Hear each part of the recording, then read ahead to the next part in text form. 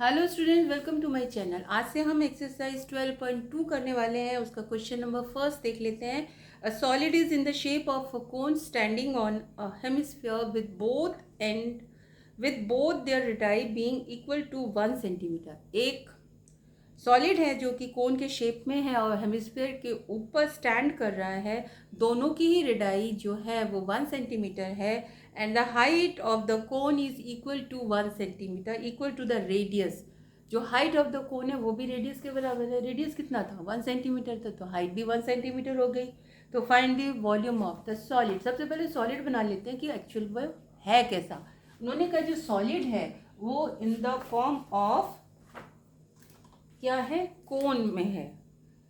तो in the form of cone है।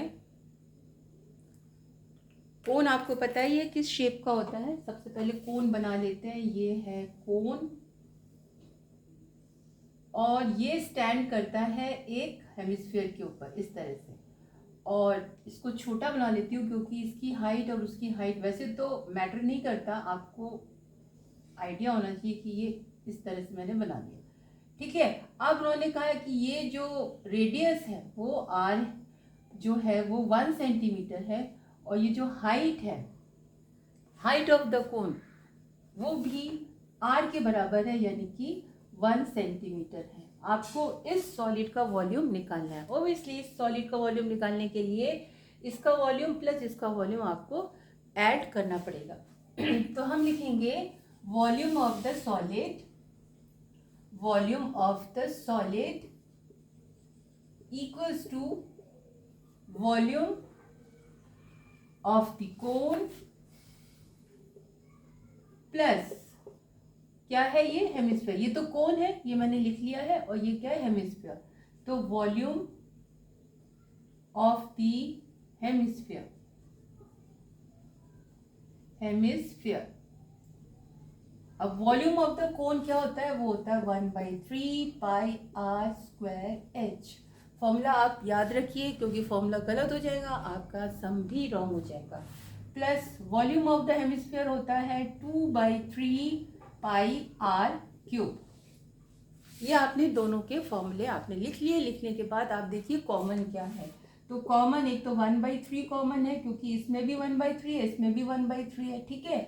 और ये पाई कॉमन है, पाई ले लिया। आर स्क्वायर कॉमन है, ये क्यूब है, 2 पाई आर क्यूब होता है इसमें, पाई आर स्क्वायर हमने ले लिया। तो यहाँ पर बचा एच प्लस यहाँ से बचा आर और 2 भी है यहाँ पर, तो यहाँ से बचा आपका 2r। फिर से चेक कर लीजिए, 1/3 कॉमन है, निकल गया। पाई दोनों में ही है, निकाल लिया बाहर। और ये है r, r square, r square ये भी इसमें भी है, इसमें भी है, तो आर स्क्वायर बाहर निकाल लिया।